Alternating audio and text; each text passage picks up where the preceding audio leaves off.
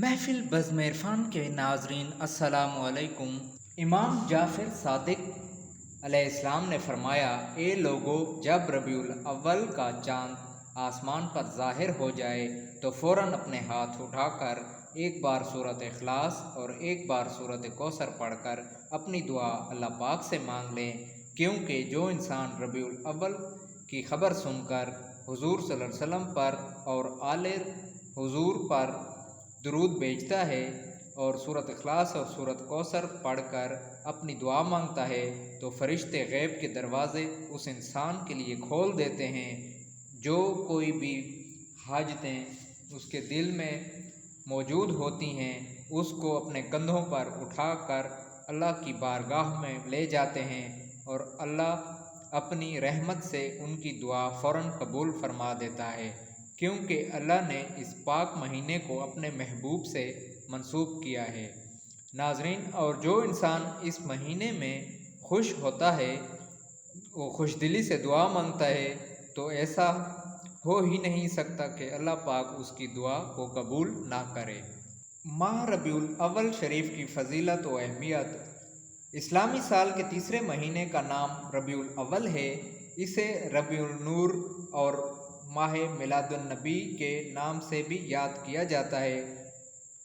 ربیع عربی زبان میں موسم بہار کو کہتے ہیں، یعنی گرمی اور سردی کے درمیان کے موسم کو ربیع کہا جاتا ہے، اور اول کا مطلب ہوتا ہے پہلا۔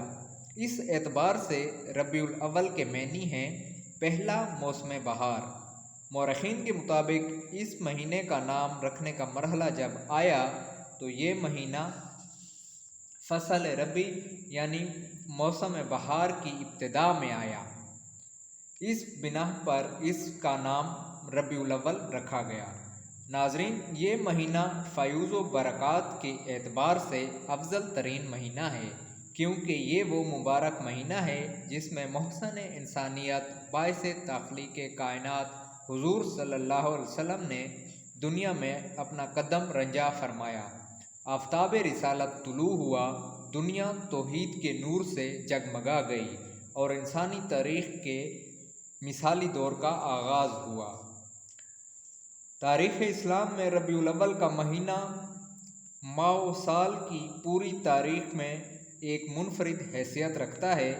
ماہ ربیع الاول کو جو عظمت و بزرگی حاصل ہے وہ بلا شبہ حضور صلی اللہ علیہ وسلم کی ولادت باسعادت کی بدولت حاصل ہے۔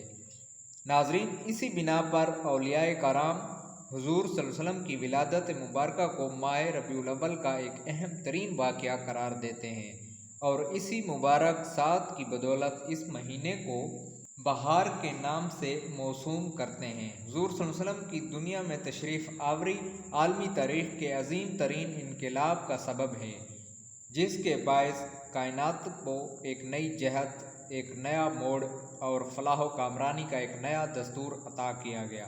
ناظرین، بنی نوع انسان کو رہنے کا طریقہ اور جینے کا سلیقہ عطا کیا گیا۔ اسی مہینے میں حضور صلی اللہ علیہ وسلم کا نکاح حضرت خدیجہ رضی اللہ تعالیٰ عنہ سے ہوا۔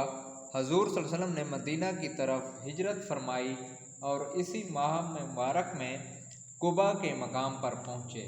اسی مہینے میں حضور صلی اللہ علیہ وسلم نے تاریخ اسلام کی پہلی مسجد قباء کی بنیاد رکھی، اور اسی ماہ مبارک میں حضور صلی اللہ علیہ وسلم نے مسجد نبوی کا سنگ بنیاد رکھا اور ان مساجد کی تعمیر میں صحابہ کرام کے ساتھ مل کر شانہ بہ شانہ حصہ لیا۔